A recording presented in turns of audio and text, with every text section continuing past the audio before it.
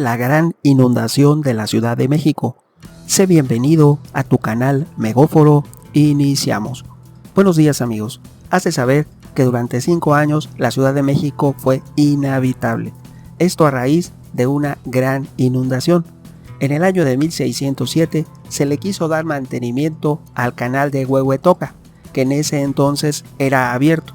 Hoy en día ya está intubado y está bajo la superficie. Pero en aquel tiempo la ineptitud de las autoridades ocasionaron una gran inundación. Enrico Martínez comprendió en aquel momento, en 1607, que fue él el ingeniero al cual se le encomendó las obras de ese canal.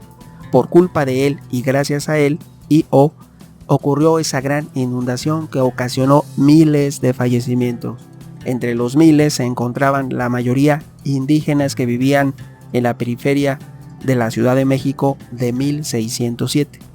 Enrico Martínez comprendió que la deforestación, el pastoreo sin discriminación y la expansión de los cultivos había erosionado la capa de tierra. Año con año las fuertes lluvias arrastraban más tierra a los lagos, elevando el nivel del agua. ¿Por qué? Porque las lluvias, al deslavar el terreno, van asolvando el lago y van elevando el asolve que hay, el cual es necesario retirar, lo que no se hacía, y también ocasionando que se acumule agua en el área urbana de la ciudad. Esto, si lo quieres consultar, te recomendaría el libro escrito por Richard Ebert Boyer. El título del libro es La Gran Inundación. Pero te diría que en esta época, en 1607, cuando ocurre esto, 2 décadas después del inicio de la construcción del canal de Huehuetoca, las constantes modificaciones y la falta de inversión hicieron que el canal de Huehuetoca aún no estuviera funcionando. Por lo tanto, se sobrevino esa situación, el desastre, que ocasionó una ciudad prácticamente desierta. Esto fue cuando entre los días del 20 y 21 de septiembre del año de 1629, una gran y tromba de agua azotó la Ciudad de México. Enrico Martínez, el arquitecto encargado del canal de Huehuetoca, decidió bloquear la entrada de su canal para preservar su obra, de la cual él era responsable y con la cual quería cumplir ante el virrey de la Nueva España. Y así su canal quedaba a salvo porque él evitaría que el agua afectara las reparaciones que se estaban realizando en ese canal, que primero él lo construye y después él lo repara. Él le daba mantenimiento y él lo reparaba. En esta ocasión, esta reparación también estuvo a su cargo para salvar lo que él llamó su buen nombre y su prestigio como ingeniero. Decidió bloquear el canal, lo cual tuvo unas consecuencias inimaginables y lógicas de simple sentido común para los habitantes de la ciudad, que no le importaron a Enrico Martínez, que debía ser evaluado como uno de los villanos en la historia de México. ¿Por qué? Por el número de víctimas que ocasionó su ineptitud y su completa torpeza.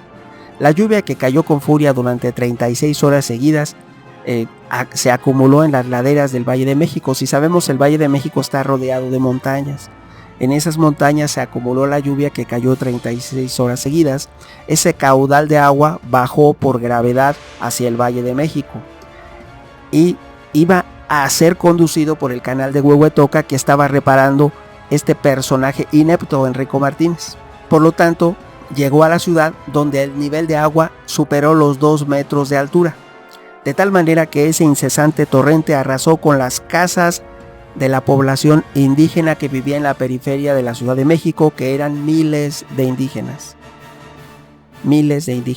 Los fallecidos se contaron, en este caso, por decenas de miles, no mil, decenas de miles. Flotaban entre animales, muebles llevados por la corriente, que alcanzaban los pisos altos de las casas que habían quedado en pie. En algunas partes la inundación fue muy mayúscula. En promedio fue de 2 metros, pero en otros lugares alcanzó 5 o 6 metros y en otros medio metro, 1 metro. En promedio son 2 metros. Muchos de los habitantes de clases acomodadas que sobrevivieron decidieron marcharse de la Ciudad de México, de la entonces Ciudad de México. Algunas fuentes citadas señalan que de las cerca de 200,000 familias que vivían antes de la inundación, solo quedaron 400 familias. La mayoría de las personas o fallecieron por la inundación o se retiraron de la ciudad. Por lo tanto, se dice que durante 5 años la Ciudad de México quedó completamente abandonada y se pensó que ya no iba a ser la capital del virreinato de la Nueva España. Esa gran ciudad quedó prácticamente desierta, con un panorama desolador y digno de una película de terror. Por lo tanto, se dice que fue tal la impresión que se organizó un rescate, personas que iban a rescatar pertenencias y si encontraban algo o a alguien, incluso para retirar a los fallecidos. Se organizaron 200 canoas encabezadas por las mismas autoridades, y se decía que pedían a quien pudiese, a las deidades, a las divinidades y a quien fuese, que intercediese para que las aguas se disiparan. Algunos le pedían plegarias a los dioses autóctonos de los aztecas y otros a los nuevos dioses traídos por los españoles. Unos y otros rogaban y pedían y elevaban plegarias al cielo para que las aguas se disiparan. De tal forma, tal fue la situación que incluso se le llamó la Isla de los Perros, a un montículo en el disparejo suelo de la actual plaza del Zócalo, a donde acudieron desesperados todos los perros callejeros de la ciudad para refugiarse y evitar ahogarse. En lo que es el actual Zócalo, si tú llegas, la explanada del Zócalo frente al Palacio del Virrey, Palacio Virreinal, a un lado de la Catedral de la Ciudad de México, ahí fue la Isla de los Perros. Si quitan la explanada, hay restos de arquitectura antigua, y de hecho cuando se hizo el metro se dañó de una manera terrible la ciudad antigua, la ciudad azteca. Todas las construcciones y todos los que construyan, particulares y el mismo gobierno o los distintos gobiernos, dependiendo del gobierno en turno, han hecho caso omiso a los tesoros arqueológicos que guarda el primer cuadro de la Ciudad de México. En este caso, recordemos que tras esta inundación que dejó inhabitable prácticamente la Ciudad de México por un espacio de 5 años, llamó la atención la llamada Isla de los Perros, porque había miles de perros callejeros que se refugiaron y evitaron ahogarse. Al final los perros fallecieron porque no había quienes llevar alimento, pero aún así tuvieron que vivir inundados por años, que fueron prácticamente 5 años que persistió la inundación. Las aguas no bajaban y no bajaban, pasaba un día, pasaba otro, pasaban los meses, hasta que se completaron los 5 años. Por lo que quienes se quedaron tuvieron que aprender a vivir entre las aguas. Se colocaron puentes de madera en las azoteas y se recuperaron las canoas que utilizaban nuestros antepasados, los aztecas mexicas, como se usaban en la antigua Tenochtitlan, como única manera de desplazarse por la ciudad. Era una Venecia, durante 5 años fue la Venecia nuevamente, porque a la llegada de los españoles, Tenochtitlan era la auténtica ciudad de canoas con canales fluviales. No Venecia, Venecia es otra cosa. Acá era la Tenochtitlan de América, ya era la Tenochtitlan de Europa, la Tenochtitlan de Italia, por sus canales y que podías entrar en barco, en pequeñas embarcaciones, en canoas, a todas las casas. Eso era en la llamada Venecia de Italia, que es la Tenochtitlan italiana, y acá la Tenochtitlan auténtica, esta que fue destruida por los aztecas por obra de la naturaleza. Durante 5 años se recuperó en ese siglo XVII. Utilizaron las canoas durante 5 años como única manera de desplazarse por la ciudad. Aquí voy a hacer una aclaración, no quiere decir que yo critique el desarrollo de las ciudades del Renacimiento, Génova, Florencia y Venecia. No quiere decir que no sean admirables, que sean una cultura emblemática y que hayan recibido el acervo cultural de romanos, egipcios, griegos, y que sean unas referentes en cuanto a cultura y desarrollo. No debemos menospreciar la cultura, el desarrollo de lo que fue la ancestral Europa, incluido el Imperio Romano, que pervivió a través de las ciudades del Renacimiento y que llegó hasta nuestros días. Incluso el derecho que se utiliza en México, la Constitución mexicana, el origen de la primera República Mexicana, su constitución se basó en un código de origen un sistema de códigos de estilo romano y napoleónico. Napoleón también lo consideró a la Roma antigua, y después nosotros consideramos a los franceses al código de origen napoleónico, y de ahí el estilo republicano de nuestra constitución y de nuestra república. Desde sus orígenes les hablo de cuando se independiza México. Primero lo hace en 1821 como imperio, en 1823 como república, la primera república mexicana. digamos, la segunda independencia como república, la primera como imperio mexicano. Pero no estoy menospreciando culturas ni nada, simplemente no se ha valorado en la medida adecuada la cultura de los aztecas, la Gran Tenochtitlan, que era una ciudad increíble, que en las crónicas de los mismos enemigos de los españoles, de los mismos conquistadores, dicen que era una ciudad de ensueño tan magnífica, única, como no habían visto una ellos ni en Europa. Ellos lo relatan así. Están las crónicas Bernal Díaz del Castillo y tantos otros que en sus crónicas relatan que era más hermosa y sin igual, inimaginable, que ninguna ciudad europea estaba al alcance de la Gran Tenochtitlan. Eso es lo que ellos mismos exponen, no lo que yo quiera decir. Lo puedes consultar en las crónicas de los mismos conquistadores, empezando por Bernal Díaz del Castillo, si tienes alguna curiosidad. Ahora, regresando a esto, te diré que en aquel momento ya se había celebrado la conquista, ya era la Nueva España, ya era la Ciudad de México, la capital de ese virreinato. Nos encontramos en los 5 años en los que se inundó la ciudad y se transportaban en canoas. En ese momento los sacerdotes celebraban misas en los techos de los conventos para tratar de confortar a los vecinos que les escuchaban desde sus casas, creyendo que estaban condenados como aquella ciudad a desaparecer bajo las aguas. Había carestía de alimentos y los saqueos eran continuos, un día sí y otro también. También se dio un fenómeno de falta de higiene y de el agua contaminada por miles y miles de cuerpos de los fallecidos, que si bien en las procesiones organizadas en unas ocasiones por el mismo virrey, en otras por otras autoridades y en otras por los religiosos y en otras por los mismos indígenas, para quitarlos, llevarse a los fallecidos y que el agua no esté contaminada, retirando incluso animales muertos, etc. Aún así, la falta de higiene y el agua contaminada estancada en la ciudad inundada propagaron enfermedades que desencadenaron un sinnúmero de enfermedades que ocasionaron consecuentemente una ola de fallecimientos, y por eso la ciudad quedó prácticamente desierta.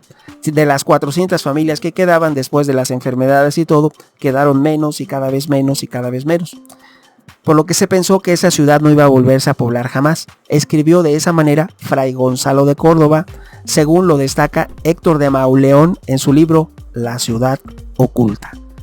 2 años después de esta gran inundación e incapaces de descubrir un sistema para que las aguas desaparecieran, no podían retirar las aguas, no se les ocurría un molino de viento como los holandeses, no sabían cómo hacerle para retirar el agua. Las autoridades iniciaron un plan para cambiar la capital a otro lugar, para hacer el traslado de la Ciudad de México a otro lugar.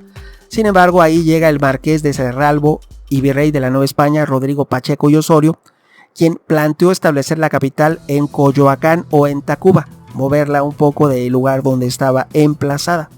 Pero la idea del virrey fue finalmente desechada, pues la inversión, el dinero necesario para crear la Ciudad de México en otro lugar distinto era tan grande que no se contaba con fondos suficientes para hacerlo, por lo que reconstruir las obras y edificios que ya estaban construidos, aunque afectados y dañados, la reparación de la actual ciudad iba a salir en esencia más económica que moverla del lugar, por lo que era mejor esperar a que el agua por sí misma desalojara el camino y después iniciar las labores de rescate. Es decir, en pocas palabras, sería más barato repararla que construir una nueva desde cero. Por lo tanto, toda esa generación estuvo marcada por esa gran inundación. La ciudad siguió sufriendo lluvias torrenciales y permaneció bajo el agua, como les he comentado, nada menos que 5 increíbles años. No fue sino hasta 1634 que una sequía disminuyó el nivel del agua.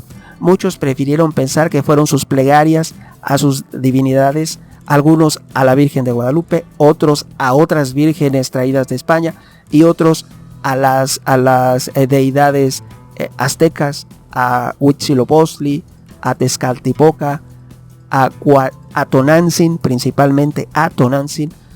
Creyeron que sus plegarias fueron las que salvaron la capital. Se estima que unas 30,000 personas de ascendencia española y criolla fallecieron, y muchos miles que no se contaban porque no se consideraban ni se les daba el estatus de indígenas. Algunos cálculos sugieren que pudieron haber fallecido más de 100,000 indígenas, primeramente por la inundación y después por las enfermedades. El censo no es preciso ni exacto porque no se les consideraba no se les consideraba seres humanos aún, y a pesar que se dice que la corte española, el monarca en turno en España, decía que habían elaborado una serie de enunciamientos y legislaciones para un buen trato hacia los naturales de América, lo cual es falso, nunca ocurrió. Estamos en la época de apogeo del Imperio Español, y aún así en el censo se discriminó, no se anotó a los indígenas, nada más a los criollos y españoles que fallecieron, que son alrededor de 30,000 personas en total. Eso en el momento que ocurre la inundación, y en los 5 años posteriores por fallecimientos, enfermedades y diferentes causas. La catástrofe de esta gran inundación marcó, por lo tanto, a una generación entera de citadinos, de habitantes de la Ciudad de México. Los cimientos de todas las construcciones quedaron dañados y muchas acabaron colapsando tiempo después de que las aguas retrocedieron. En la Ciudad de México hoy en día no quedan más de 10 construcciones anteriores a 1629. Incluso el actual Palacio Nacional se construyó después, el definitivo, el que está hoy en día, y la catedral es una segunda edificación diferente a la original. De tal grado fue la inundación que prácticamente hubo que reconstruir con el tiempo toda la ciudad, señala Ortiz García. Algunas partes del actual Palacio Nacional y de la Catedral La Carol son de esas 10 construcciones anteriores a 1629, pero no la totalidad. Han pasado por un sinnúmero de reformas siglo tras siglo, año tras año. Incluso la catedral se le han hecho modificaciones y se ha alterado su trazado arquitectónico de una u otra forma al paso del tiempo, de los siglos y de los siglos. De tal grado que fue la inundación, esa que se menciona, esos 5 años, que prácticamente hubo que reconstruir con el tiempo absolutamente toda la Ciudad de México. Por lo tanto, es un antes y un después. La ciudad antigua a 1629 y la nueva ciudad posterior a 1629. Como siempre, tu opinión es muy importante. Opiniones habrá muchas. ¿Tú qué piensas? Tu amigo Megóforo. Hasta pronto.